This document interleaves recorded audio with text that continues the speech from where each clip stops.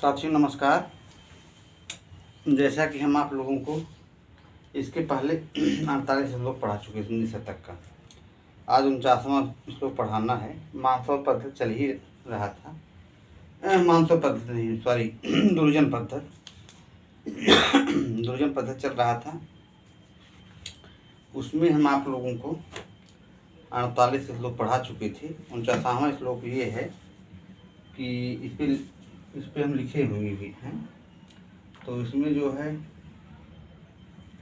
बसंत तिल का छंद है पहली बार, नंबर 1 पॉइंट। और इसमें ये कहा गया है, उक्ता बसंत तिल का च तब जा जगौग, उक्ता बसंत तिल का तब जा जगौग। इसमें देखिए, उद्भासिताखिल खलस्य, उद्भासिताखिल खलस्य विशृंखलस्य प्रौदगाढ़ विस्मृत निज धाम कर्मवृत्ते दैवादवाप्त विहोवस्य गुणद्विषोवस्य नीचस्य गोचर गते सुख माशते कई। कहने का मतलब ये है कि जो नीच सर्वगुण द्वेषी है और जो संयोगवश विभव पाए हुए है, जो अपने पहले की अदम कर्मवृत्ति को एकदम भूल बैठा है, जो श्रृंखल है और जिसने खल मंडली को गौरव बढ़ा दिया है, उस नीच की पहुंच के भीतर उसके बस में रहकर कौन सुख से रह सकता है। कहने का मतलब ये है कि ऐसा व्यक्ति जो कि कोई आदमी गलत काम कर रहा है तो उसको प्रोत्साहन प्रदान करता है एक चीज़। तो वही कह रहे हैं और वो अपने जो गलत काम किया हुआ है, अधम काम किया हुआ है, उसको भूल गया है, भूल बैठा हुआ है। ऐसे लोगों के संपर्क में जो कोई व्यक्ति आएगा तो उससे अपना वही गलत काम करवाएगा। तो कहने का भाव ये है, ऐसे लोगों के संपर्क में आने से भला कौन व्यक्ति सुखी रह सकता है, उसके बस में रहकर कौन सुख से रह सकता है। यही भाव है इसमें और कुछ नहीं है। कहने मतलब ये है कि भाई दुर्जन पद्धति है, ये है आप दुर्जन संगत में जाएंगे, जब गलत आदमी संगत में जाएंगे तो वो आदमी गलत काम करवाएगा और आप उसके बस में रहेंगे तो आप कभी सुखी से नहीं रहेंगे। यही भाव है इसमें। अब इसमें जो है आपका उद्भासिताखिल खलस्य में आपका हो जाएगा कर्मधारय समास।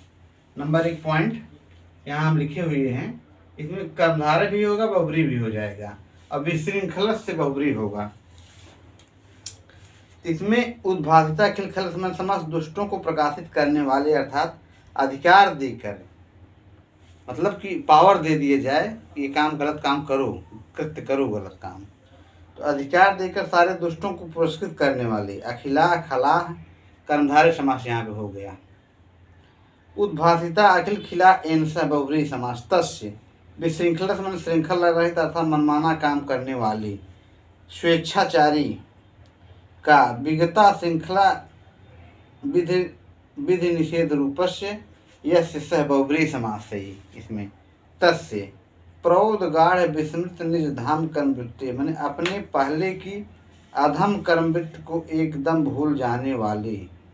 प्रउद्गाह अक्त प्रौदगाढ़, वृत्त प्लस अक्तिन वृत्ति है। प्रौदगाढ़ यथा तथा विस्मृता, प्रौदगाढ़ विस्मृता में सुपा समास हो जाएगा। प्रौदगाढ़ विस्मृता ये चीज़ है।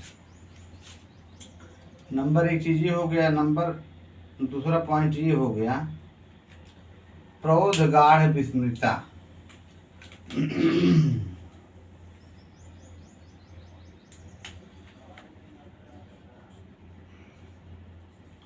प्रौदगाढ़ विस्मृता, इसमें आपका हो जाएगा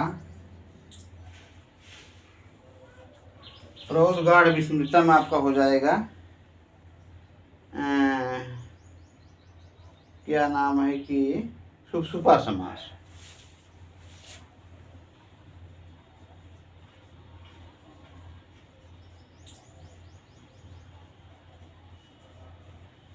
मेरे प्यारे साथियों, मैं आपको बता देना चाह रहा हूँ, मैं टीजीटी कल बता दिया था 6 किताब हैं। पहला है निशतक मेघदूत हम पढ़ा ही रहे हैं। तो छूटा क्या है? अभिज्ञान शाकुंतलम है, उत्तरामचरित है, किरातार्जुनीयम है, शिवराज विजय है, स्वप्नासुरदीप है। 4 ज्ञान छूट रहा है। तो जब ये खत्म हो जाएगा तो इसके बाद हम इन पर प्रकाश डालेंगे। और बाबूराम सक्सेना व्याकरण है, उसमें संधि है, समास है, कारक है, 3 चीज़ें हैं। बाकी रूप है और संज्ञा प्रकरण है, यही सब है। ये सब हो जाएगा। और प्रवक्ता वाला जो सिलेबस है ये मैं आपको बता देना चाह रहा हूँ मेरे प्रिय साथियों, मेरे प्रिय मित्रों, मेरे प्यारे बच्चों, भाइयों, कि प्रवक्ता वाला जो सिलेबस है उसमें आपका सांकारिका है ईश्वर कृष्ण की, और सदानंद योगींद्र का वेदांत सार है पूरा, और माँ का शिशुपाल वध है, और आपका जो है पूरा जो है कृदंत प्रकरण और तद्धित प्रकरण ये पूरा है, और आपका वो का प्रकाश है, और 10 रूपक है, और उसमें जो है आपका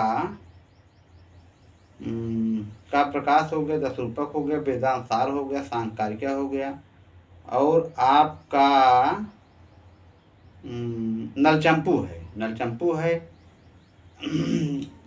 हो गया, और अभिज्ञान शाकुंतलम पूरा है, और आपका उत्तर रामचरित भी पूरा है।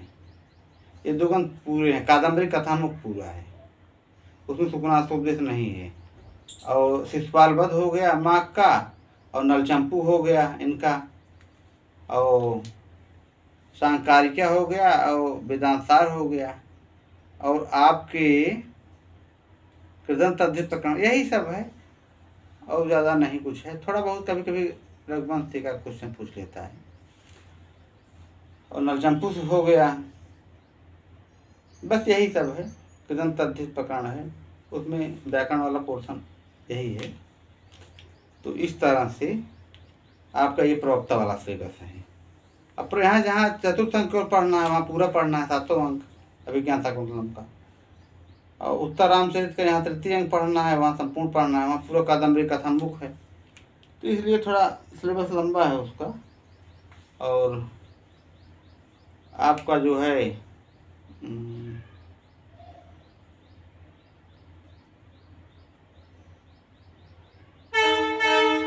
तर्क संग्रह शायद है क्या, तर्क भाषा भी है क्या? चलिए इसको हम बाद में क्लियर कर देंगे। तो ये हो गया आपका, इतना ही है सर। तर्क संग्रह तर्क भाषा नहीं है, ये नेट वाले में है, यूजीसी नेट में है। यूजीसी नेट में तर्क संग्रह भी है, तर्क भाषा भी है, और वाक्पदी भी है, और आपका उपनिषद है, उपनिषद में हो जाएगा आपका। और उधर इसके अलावा और आपका ऋक्पाद साक्ष्य भी आ जाएगा सौणक का, और महाभाष्य है पतंजलि का, पाषाणिक वाला पोर्शन, और उसमें क्या नाम है ये हो गया। और आपका उसमें हाँ निरुक्त भी आ जाएगा, निरुक्त, और क्या निरुक्त है, कृदंत अद्धित है ये है, और अजंत पुलिंग प्रकरण ये भी है। बाकी सब वही है, इतना सब सिलेबस में है। थोड़ा बहुत ये एक्स्ट्रा है जो यूजीसी नेट में है, और बाकी टीजीटी पीजीटी सब मिला के भाई वहाँ पे आपको सुकुनासोपदेश पढ़ना पड़ेगा। यहाँ कादम्बरी है तो वहाँ तो नेट वाले में कादम्बरी कथामुख नहीं है, सुकुनासोपदेश है, और किरातार्जुनीयम पूरा है वहाँ पे यूजीसी नेट वाले में, उत्तर रामचरित पूरा है, विज्ञान पूरा है, और वहाँ पे नेट वाले में शिवराज विजय नहीं है। तो यही है लगभग। बाकी 10 रूपक है ये है, क्या प्रकाश है ये है, और क्या नाम है काव्य अलंकार है, और वक्रोक्त जीवितम है। इस तरह से यही सब है, धीरे धीरे बताते रहेंगे। तो ये हो गया, इसमें सुपर समास हो गया, और अवाप्त विभव में बहुब्रीहि समास हो जाएगा। ये अवाप्त विभव से वाला जो पोर्शन है, अवाप्त विभव से, ये अवाप्त विभव से यहाँ बहुब्रीहि समास हो जाएगा। बहुब्रीहि हो गया। और गोचर गतई में आपका द्वितीय तत्पुरुष हो जाएगा। और सुखम यह क्रिया विशेषण है। इस तरह से मेरे प्यारे साथियों ये आपका जो है 49 श्लोक संपन्न हो गया। सोच रहे हैं कि 2 श्लोक बचा है तो इसको भी इसी में झोंक दे रहे हैं। इसके बाद आपका सृजन पद्धति आ जाएगा। मेरे प्रिय साथियों एक श्लोक इसके आगे वाला है, आरम्भ गुरुवी छैड़ी क्रमेण लघ्वी पुरा वृद्धमुपैति पश्चात दिन से पूर्वार्ध पराध भिन्ना छायो मैत्री खल सज्जना नाम। इसमें मित्रों दुष्टों की और सज्जनों की मतलब मित्रता के विषय में बता रहे हैं कि आरम्भ गुरुवी माने शुरू में जो होता है क्या होता है, बड़ा होता है। आरम्भ गुरुवी फिर बाद में धीरे धीरे कम हो जाता है। जैसे छाया नहीं होती है, पहले आदमी जो प्रतिबिंब बनता है तो पहले लंबा बनता है, फिर धीरे धीरे वो घटता है, जैसे प्रकाश आता जाता है। वही बात है इसमें कहा गया है। आरंभ में बड़ी फिर धीरे धीरे छोटी होने वाली, पहले छोटी पर पीछे धीरे धीरे बढ़ने वाली, पूर्वान अपराह्न काल की छाया की जैसी खल और सज्जनों की मित्रता होती है। तो इसमें आपका जो है आरंभ गुरुवी में नी प्रत्यय हो जाएगा, पूर्वार्ध परार्ध भिन्ना में कर्मधारय समास हो जाएगा। और मित्रों आप लोग नीचे तक किताब जो है अपने हाथ में ले लीजिए तो समझ में आएगा बढ़िया से। और खल सज्जना नाम में आपका द्वंद्व समास हो जाएगा। और बस यही है, ये खत्म हो गया। इसमें उपजात छंद है। और लास्ट वाला है कि मृग मीन सज्जना नाम त्रिजन संतोष विहित वृत्ति नाम लुब्धक धीवर पिशुना निष्कारण बैरणु जगति। 51वां श्लोक है, लास्ट वाला है। इसमें जो है आपका आर्या छंद है। और इसमें ये बात कहा गया है कि जैसे मृग मीन और सज्जन घास जल और संतोष में से अपनी जीविका प्राप्त करते हैं, पर व्याघ मछुआ और चुगलखोर बिना कारण ही उनसे क्रमशः बैर करते रहते हैं। तो ये भाव है इसमें। तृण जल संतोष वृत्ति नाम ये हो गया। इसमें आपका द्वंद्व समास हो जाएगा। किसमें? मृग मीन सज्जना नाम में द्वंद्व समास हो जाएगा। लुब्धक धीवर पिशुना में आपका द्वंद्व समास यहाँ भी हो जाएगा। निष्कारणम बिना कारण के, बैरणम माने शत्रु। तो इस तरह से मित्रों आपका दुर्जन पद्धति संपन्न हो गया, समाप्त हो गया। अब हम आएंगे सृजन पद्धति पर। इसमें सज्जनों के विषय में बताया जाएगा, सज्जन किसको कहेंगे। तो ये भाव है। तो इस तरह से आपका जब प्रसाद दुबे आपके लिए समर्पित। नमः संस्कृताय, सर्वेभ्यो नमो नमः। इसी के साथ मैं अपनी वाणी को विराम दे रहा हूँ। जय हिंद, जय श्री राम।